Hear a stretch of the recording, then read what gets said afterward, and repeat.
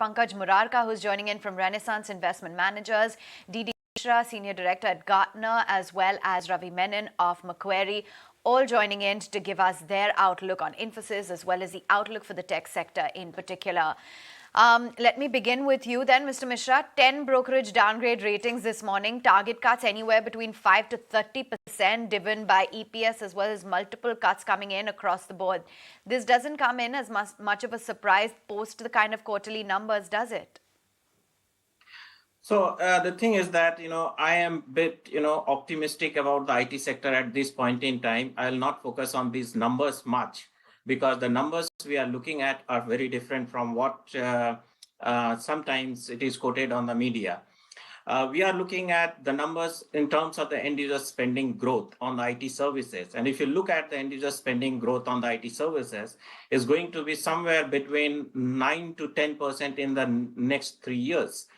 So that sort of a growth we are expecting from surveys on the forecast reports, which we have published recently in the month of March 2023. Now, we have also conducted the surveys with the end users, and it was in December 2022, where we realized that the end users are going to spend more, and the focus will be more on the value of optimization, even though we asked them the question around the recession, that whether it is going to impact their cost cutting, and only 15% of them said that only they are going to cut the cost, but most of them are going to spend more. So from that perspective, we see that there is a lot of opportunities which exist in front of the IT service providers at this point in time, even though there is a cautious approach which industry is taking, given the fact that there's a lot of news around something happening around the financial sector. There's a lot of news around the recession, which is still floating around. But again, I would say that this is not impacting the end users in a big way at this point in time. Ravi Menon, if I scan through your latest note, your take on the current view is that the macros are great and this is just a seasonality which is impacting the Indian IT sector. Why is that?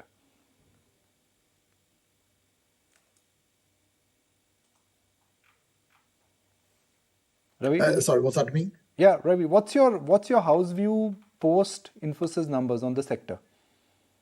See, we do not think that this is a sector-wide issue, and we do not see a significant worry for long-term investors. We think that this is a great opportunity with digital transformation. We see double-digit growth being possible over the next 3 to 5 years. And yes, this quarter has come in softer than expected, especially for Infosys, even for TCS. But if you look at TCS, the absolute revenue that they've had, incremental revenue, which is really a function of the pipeline, that is a good indicator of the demand. This year, they've added exactly the same in constant currency terms as they did last year. So that tells you that the demand environment has not really changed. Yes, and right now, and this is despite the macro worries throughout all of last year in the US. Now, this particular quarter, clients have taken a knee-jerk reaction, we think, because of heightened uncertainty that happened with the SVB collapse. And also in Europe, we've seen there were concerns that a large bank could fail. So with all that, people had just put a pause on CapEx. But we think that will return. It's just a matter of time. Maybe a few months later, we should see that come back. And structurally, we think we are on good growth trajectory. Pankaj, good morning. Pankaj, last quarter, which is Q3, Infosys came out and upgraded their guidance. Q4, they come out, they slashed the guidance. What amazes me is that Infosys is claiming that we are running models of AI forecasting to help the world. Here, they are getting their own forecast wrong. What is going on? Well, morning, Nikunj. What this tells you is the world is unpredictable and it's a very volatile place to do business. If large companies like Infosys, which deals with a majority of Fortune 500 and Fortune 2000 clients, they cannot predict their business or foresee the business for a quarter, then things are changing too fast. And I think that was a similar comment from TCS as well. I think the fact is that companies entered into the January quarter, while there was some degree of caution late last calendar year on around impending rising rates and impending recession in US, But things really did turn bad in the first quarter because of the fallout of this financial crisis and or blow up of some of the smaller banks and the CSAP incident, which actually has turned larger banks and financial institutions much careful and cautious in their approach to business. And as a result, what is really emerging now from the commentary from these companies and some other data points that we get to infer from is that clients, especially in financial services, are deferring short-term projects. They're not canceling the projects, they're not calling out the projects, but they're certainly deferring it. And they continue with their long-term projects. More importantly, both the companies, including Accenture, also highlighted the fact there is a significant deal momentum in vendor consolidation. So that's what we typically see in a downturn, where companies want to increase efficiencies of the IT spend. So they want to deal with less vendors and they want to drive more efficiency out of the same dollar they spend. So vendor consolidation deal are witnessing a strong momentum. And likewise, you're seeing cost takeout deals seeing a lot of traction because in a downturn, companies want to take cost out of their system. And while they continue with their long-term deals, the short-term deals are seeing deferrals, and which is what is again evident across three companies, Accenture, TCS, and Infosys. The growth in financial services has been much lower than overall aggregate company growth. So financial services has been lagging as a vertical for all these companies. So I think given the probably we're still yet not in the middle of a recession in US, which is likely to play out over the second half of this calendar year, I think financial services will remain weak for IT services, and it will have short-term impact over the next 2 to 3 quarters on the growth for those companies. So for a typical company like Infosys, which could have done a double-digit growth for next year, probably now I think they've themselves guided for mid-single-digit kind of a growth for next year. So it has taken off, enabling 2 to 4% growth away from larger companies in that sense, at least for the next 1 year. Pankaj, so from a market standpoint, when we started the year, today the terminal value is changing.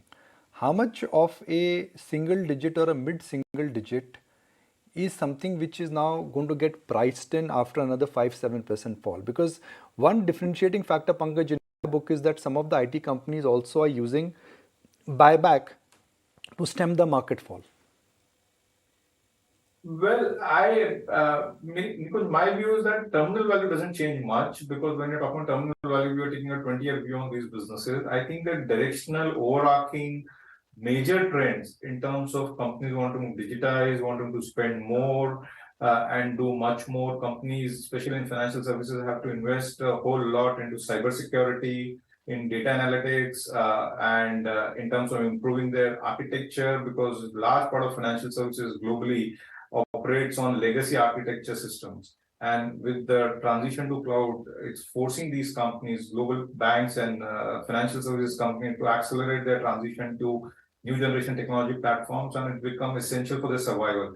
So I think while there's a cyclical slowdown or a recession in US, which is making these companies, especially in financial services, more cautious, because all of us know that if you have a recession or economic crisis, financial sector tends to be at the center of it.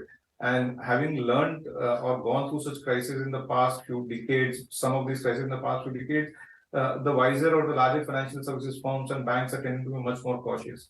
I think the longer term outlook for Indian IT companies doesn't change, and for the IT sector doesn't change. But having said that, in the short term or near term, over the next 1 year, it has business implication, and I think which is what stock prices are reflecting. Markets in any ways are pricing in earnings or growth over the next 12 to 18 months. Markets don't price 5 years growth today. And from that perspective, when we look at the next 12 or 18 months, yes, there is earnings slowdown in these companies, and I think which is what markets are pricing now. Ravi, I go back to that very basic fact, which is that Indian IT companies, they will continue to grow.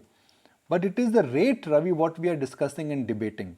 One side I see a huge order book, which both TCS and Infosys have reported. I expect the same from HCL Tech and even Wipro. So my question, Ravi, is that if the order books are strong, then why is there a ramp down? I mean, they both don't coexist. If you are getting order, that means you see visibility. If there is visibility, why is there is no growth? So if you look at TCS, it has grown, right? It has seen a decline. And honestly, we are a bit puzzled by that because typically you see about 95-96% of your existing book of business should just roll over. So even if there are delayed project starts, it doesn't really explain a decline.